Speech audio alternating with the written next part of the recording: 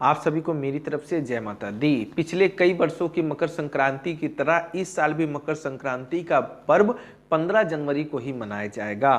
तो आप लोग इस दुविधा में न रहें कि मकर संक्रांति 14 तारीख को मनाई जाएगी या 15 तारीख को मनाई जाएगी। तो मैं आप सभी को साफ स्पष्ट कर दूं कि इस वर्ष भी यानी 2024 की जनवरी माह में मकर संक्रांति का पर्व 15 जनवरी को ही मनेगा। क्योंकि कई लोग के मन में ये प्रश्न आता है कि इस वर्ष जो है मकर संक्रांति का पर्व आखिर किस दिन मनाई जाएगी। तो मैं आप सभी का कंफ्यूजन दूर कर दे रहा हूं।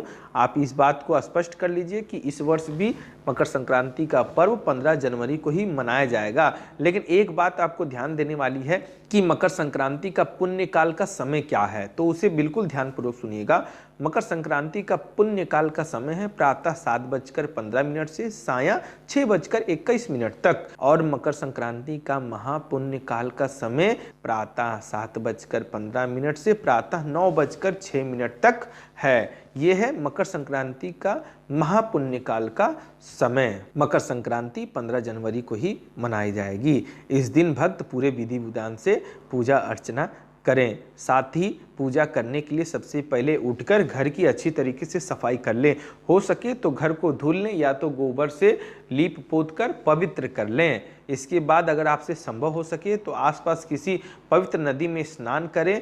यदि ऐसा ना कर पाएँ तो घर में ही गंगा जल मिलाकर स्नान करें। इससे भी आपको पुण्य प्राप्त अवश्य होगा। इस दिन पीले वस्त्र पहनना अत्यंत शुभ माना जाता है। इसी के लिए कोशिश करें कि अगर आपके पास पीले रंग का वस्त्र हो तो उसे अवश्य धारण करें, अवश्य पहने। इस दिन दान करने का बहुत ही खास महत्व बताया गया है। शास्त्रों के अनुसार मकर संक्रांति पर पवित्र नदी में स्नान और दान करने से कभी ना खत्म होने वाला पुण्य प्राप्त होता है। तो सोचिए कितनी बड़ी बात हमारे शास्त्रों में बताई गई है कि पवित्र नदी में स्नान तथा दान करने से कभी ना खत्म होने वाला पुण्य, यानी अगर आप पवित्र नदी में स्नान करते हैं और इस दिन दान करते हैं तो वो कभी नहीं खत्म होता है। यानी इस दिन आपको दान अवश्य करना चाहिए। इस बात का आपको विशेष ध्यान देना चाहिए। मकर संक्रांति के दिन किया गया गंगा स्नान 7 जन्मों से पापों से मुक्ति दिला देता है। यानी अगर किसी मनुष्य ने, किसी व्यक्ति ने मकर संक्रांति के दिन गंगा स्नान किया है तो वो समझ जाइएगा कि उन्होंने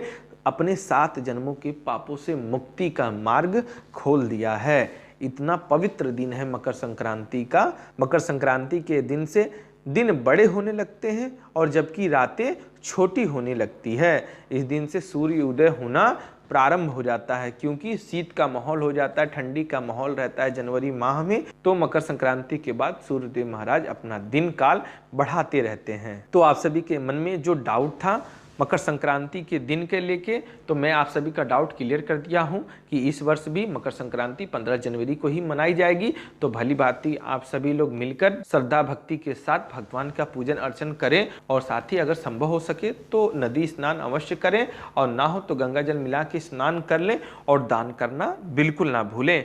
अगर मेरे द्वारा दी गई जानकारी आप सभी को पसंद आती हो तो चैनल को सब्सक्राइब करना बिल्कुल ना भूलें। धन्यवाद। जय माता दी।